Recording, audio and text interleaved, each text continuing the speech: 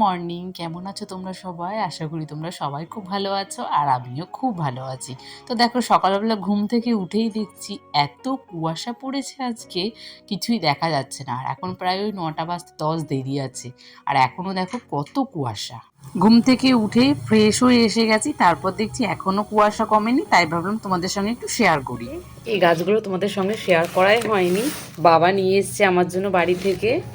আর এটা আগের দিন নিয়ে এসেছিল ভাই, তো ভাই নিয়ে এসেছে, বাবা সেটা জানে না, তো সেই জন্য আবার এটা এনেছিল। তো এই দুটোর এখন একটু ব্যবস্থা লাগাবো, সবাই বাড়ি চলে গেছে। তো ভাই এখানে দেখছি দুটো দিয়ে গেছে। তো এগুলো দেখো প্রত্যেকটার কিন্তু শিকড় বেরিয়ে গেছে, মানে আরও একটা করে গাছ হয়ে যাবে। গাড়ি যে এখানে ওই বাড়িতে প্রচুর গাছ আছে, তো সেখান থেকে বাবা নিয়ে এসেছে। আমি বলেছিলাম কিনবো, তো সেখান থেকে 3টে গাছ আমাকে দিয়ে গেছে। তো 3 জায়গায় আপাতত এখন রেখে দেবো। তো চলো এগুলো একটু ব্যবস্থা লাগানো যাক। এই যে, আর এই যে এখানে একটা পাতা হলুদ হয়ে গেছে, এই যে পাতাটা নষ্ট হয়ে গেছে। তো আগে এগুলো ব্যবস্থা লাগাবো, আর তার আগে দেখো মাম্মাম এটা এর উপরের যে মানে ওয়ার্ড্রপের যে উপরের জায়গাটা কিভাবে রেখেছে। আর দেখো এইটাও তোমাদের সঙ্গে শেয়ার করা হয়নি, মাম্মামের জন্য একটা নিয়ে এসছে, এই যে রুটি করার জন্য একটা। আর এর সাথে যে একটা ছোট্ট দারুণ সুন্দর একটা বেলনি আছে, তো এটা খুব ভালো লাগছে। আর এই যে মাম্মামের জন্য আজকে এগুলো শেষ হয়ে গেছিলো, যেমন একটা সাবান, তার সঙ্গে যে ওষুধ। আর এটা ওর জন্য আজকে নতুন একটা নিয়ে আসা হয়েছে, লিকুইড শ্যাম্পু। তো এর আগে আমি কি অন্য মামাআর্থের ব্যবহার করতাম, আর এখন এটা নিয়েছি, এই যে। তো দেখি কেমন হয়। আমার তো রান্নাবান্না কমপ্লিট হয়ে গেছে, আর এখানে মা উনানে রান্না করছিল। প্রত্যেক দিনই মাম্মামকে একটু জল গরম করে দেয়, কারণ আমি গ্যাসে সেটা জল গরম করি, মা সেটা পছন্দ হয় না। আমি নাকি ভালো ফুটিয়ে জলটা গরম করি না। তো মা উনানের মধ্যে বেশ অনেকক্ষণ ফুটিয়ে ফুটিয়ে জলটাকে গরম করে দেয়। তারপরে দেখেছো যে সাদা আয়রনটা, সেটা কিন্তু তলে একদম জমে যায়। আগে আমি ভাবতাম যে আমার শ্বশুর বাড়িতে, মানে এই বাড়িতে জলে হচ্ছে কোনো আয়রন নেই, তবে সাদা আয়রন, তবে সেটা বোঝা যায় না। আর আমার বাপের বাড়িতে যে জলে আয়রনটা আছে সেটা কিন্তু লাল, প্রত্যেকটা জিনিস লাল হয়ে যায়, সেই থেকে কিন্তু বোঝা যায় যে ওটা কিন্তু বেশি আয়রন আছে। আর এখানে কিন্তু আয়রন নেই, কিন্তু দুটো জায়গাতেই একই, একটা হচ্ছে লাল আয়রন আর একটা হচ্ছে সাদা আয়রন। তো এই জন্যই ফোটানোর পরেই কিন্তু সেটা বোঝা যায়। এটা থেকেই বোঝা যায় না যে যে জিনিসটা একটু কালার বেশি হয় সেটা কিন্তু সবসময় আমাদের একটু সুন্দর সবসময় মনে হয়। তো জলটা যেমন লাল একটু কালার হয়ে যেত, তাই বলে কিন্তু জলটা আমরা সবসময় খারাপই বলতাম। এখানে যে আমার মশলাদানির কোটাটা ছিল, সেটা কিন্তু সব মশলাগুলো শেষ হয়ে গেছিলো, তো সেটাকে আমি ধুয়ে মুছে আবার পরিষ্কার করে নিয়েছি, যেহেতু আবার মশলাগুলো রাখবো বলে। আর আমাদের বলো তো, সবসময় একটু পরিষ্কার পরিচ্ছন্ন জিনিস যেমন দেখতেও ভালো লাগে, পরিষ্কার জিনিস থেকে কিন্তু জিনিস নিতেও আমাদের বেশ ভালো লাগে।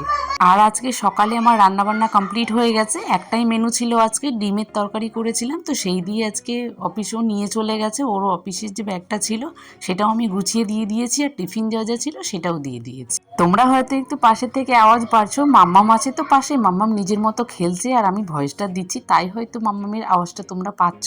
যাই হোক, সকালে রান্নাবান্নাটা কমপ্লিট হয়ে গেছে, আর ও নিজের মতো অফিস চলে গেছে। আমি আমার কাজগুলো আবার শুরু করে দিয়েছি। অফিস যেহেতু গেছে, তার আগে যখন ও চিরুনি, তারপর পন্স এসব ক্রিম ট্রিম মেখেছে, তার আগে তো গেছে ও আমার আলনাটার বেহাল অবস্থা করে রেখে গেছে।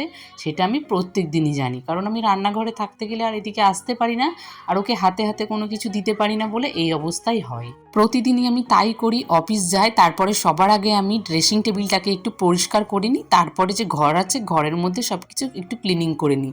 যেমন সবার ফার্স্টে খাটেও বসে একটু টিভি দেখে, তো তখন একটু বিছানার চাদরটা একটু এদিক ওদিক হয়ে যায়, তাই সবার ফার্স্টে আগে বেডটাকে ক্লিনিং করে নিই। কারণ সবার আগে দেখবা, যদি বেড মানে খাটের ওপরটা যদি একটু ক্লিনিং না থাকে, তারপরে যদি বিছানার চাদরটা একটু টান টান না থাকে না, তখন আর ভালো লাগে না। তাই সবসময় একটু বিছানার চাদরটা একটু টান টান করেই রাখি, যেহেতু মাম্মাম আছে তো আরও থাকে না, দিনের মধ্যে আমাকে 1000 বার পরিষ্কার করতে হয়। তারপরে মাম্মাম আবার ওঠে। আর এখানে যে আমি কৃষি মেলার থেকে যে আগের দিনে যে ফুলটা নিয়ে এসেছিলাম, এগুলো কিন্তু সব বাঁশের কাঠের এগুলো দিয়েই তৈরি, কিন্তু কালারগুলো এত ভালো যে ভালোই লাগছে। তো ওটাকে একটু মোছামুছি করে নিলাম, কারণ কয়েকটা দিন হয়ে গেছে, একটু নোংরাও হয়ে গেছে। আর আগের দিনে যা কাচাকুচিগুলো করেছিলাম সেগুলো কিন্তু ভাঁজ করা হয়নি, সেগুলো ছিলই। তো ভাবলাম যে সকালে যখন রান্নাবান্নার কাজগুলো কমপ্লিট হয়ে গেছে তাড়াতাড়ি, তাহলে যা যা জামা কাপড়গুলো আছে সেগুলো আগে ভাঁজ করে রেখে দিই, নাহলে আজকে যা কাচাকুচিগুলো করেছি সেগুলো হয়তো একটু বেলা হয়ে রোদ উঠলে হয়তো সব শুকিয়ে যাবে, তারপরে তখন আবার বিকেলবেলায় আমাকে অনেকগুলো জামা কাপড় ভাঁজ করতে হবে। আর সবথেকে বিরক্তকর কাজ হচ্ছে জানো তো এইটাই, যে জামা কাপড় বসে বসে ধৈর্য ধরে ভাঁজ করা। আমারটা খুব বিরক্তি লাগে গো। আর এই যেই কুর্তিগুলো দেখছো সেগুলো আমি ওই মেলায় পরে গেছিলাম, তারপর আর এক জায়গায় কোথায় একটা গেছিলাম, তো সেগুলোই ছিল। তো প্যান্টগুলো আমি সেট করে তারপর একসাথেই রাখি, তাহলে কি বলো তো, যখন পরি না তখন খুব ভালো হয়, একটা জামা বের করে নিলে তার সঙ্গে কিন্তু প্যান্ট সেটটা বেরিয়ে যায়। তো এরকম আমার জামা মানে কুর্তি আর এদিকে প্যান্ট সেট এরকম কিন্তু অনেকগুলো কুর্তি আছে, যেগুলো আমার বোন আমাকে ওই জয়পুর থেকে দুটো এনে দিয়েছিল, আর দুটো বাবার থেকে নিয়েছিলাম, আর একজন আমাকে একটা গিফট করেছিল। তো টোটাল মিলিয়ে 4-5টা মতো হয়ে গেছে।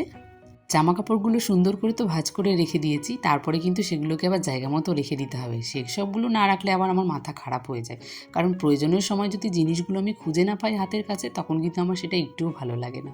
তাই আমি যেখানে জিনিস, যেই জায়গাটার জিনিস আমি সেখানেই আবার রেখে দিলাম। তারপরে একটু ঘর ঘর বারান্দাগুলো সব ঝাড়ু দিয়ে নিলাম, এরপর মুছে নেব, তাহলে কি বলো তো আমার কাজটা শেষ হয়ে যাবে। তারপর মাম্মামকে খাওয়া দাওয়া, ঘুম পাড়ানো এসবগুলোই করতে হবে। আর আজকে ভেবেছি যে গাছগুলো তোমাদের সঙ্গে প্রথমেই শেয়ার করেছি, সেই গাছগুলো আজকে মানে ওদের একটু দফা রফা করবো। তো অনেক দিন থেকেই পড়ে আছে, প্রায় 4-5 দিন হয়ে গেছে, কিন্তু আমার সময় হচ্ছিল না। আর কি বলো তো, বাড়িতে কেউ আসলে না তাদের সামনে তো কাজ করা যায় না, আর রান্না বান্না, খাওয়া দাওয়া, গল্প করতে করতে কিন্তু অনেকটা সময় কেটে যায়। যে এক্সট্রা সময়গুলো আমরা পাই সেই সময়গুলো কিন্তু আমরা গল্প করেই কাটিয়ে দিই। তো বাকি যে কাজগুলো থাকে সেই কাজগুলো কিন্তু করা হয় না। তারপরে যখন সবাই চলে যায়, তারপরে তো ঘরে একটা ক্লিনিংয়ের ব্যাপার থাকেই, যেহেতু জামা কাপড় একটু অগোছালো হয়ে যায়, আর সব কিছু পরিষ্কার করতে কিন্তু অনেকটা সময় লেগে যায়। আর এই যে গাছগুলোতে মাটিগুলো যেগুলো আছে সেই মাটিগুলো আমি ছাড়িয়ে রেখে দিলাম, এগুলোতে আমি অন্য একটা গাছ লাগাবো ভেবেছি। তো আমার জীবনে মানে আমার এই বাড়িতে ফার্স্ট আমি নিজের হাতে যে গাছগুলোকে লাগাবো না, আমার সত্যি খুব ভালো লাগছে। আমার অনেক দিনের ইচ্ছে ছিল যে কবে আমি একটা বাগান করতে পারবো, ঘরে একটু গাছ রাখতে পারবো। এমনি যে আমরা ওই প্লাস্টিকের ফুলগুলো বলে থাকি সেগুলো তো আমার ঘরে অনেক আছে, কিন্তু এরকম তাজা জ্যান্ত গাছ কিংবা জ্যান্ত ফুল থাকলে না ঘরের সৌন্দর্যটা আরও বেশি বেড়ে যায়। তো আমার সেভাবে জায়গাও নেই, আর আমার সময় সুযোগ কোনোটাই হয়ে ওঠে না। দেখি উপরে যদি ঘর করতে পারি কোনো দিন, তাহলে ভেবেছি যে একটা উপরে ওই ঘরের মধ্যেই আমি অনেক রকমের গাছ রাখবো, তার সাথে ছাদে ভেবেছি একটু বাগান করব। তো দেখা যাক সেই স্বপ্ন আমার কবে পূরণ হয়। আর এই যে গাছটা লাগিয়ে যে আমার এত ভালো লাগছে কি বলবো। তার সাথে যে মাছে আমার মানে আমার যে অ্যাকোরিয়ামটাতে যে পাথরগুলো ছিল সেই পাথরগুলো একটু সৌন্দর্যের জন্য দিয়েছি না, আরও বেশি ভালো লাগছে। তো যেহেতু 3টে গাছ তো মনে হচ্ছে মানাচ্ছে না দুটোতে, তাই আমি আবার জলটা দিয়ে রেখে দিলাম, আমি একটাতেই রেখে দিলাম। তো চলো বন্ধুরা, আজকের মতো ভিডিওটা আমি এখানে শেষ করছি। সবাই একটু জানিও কেমন লেগেছে।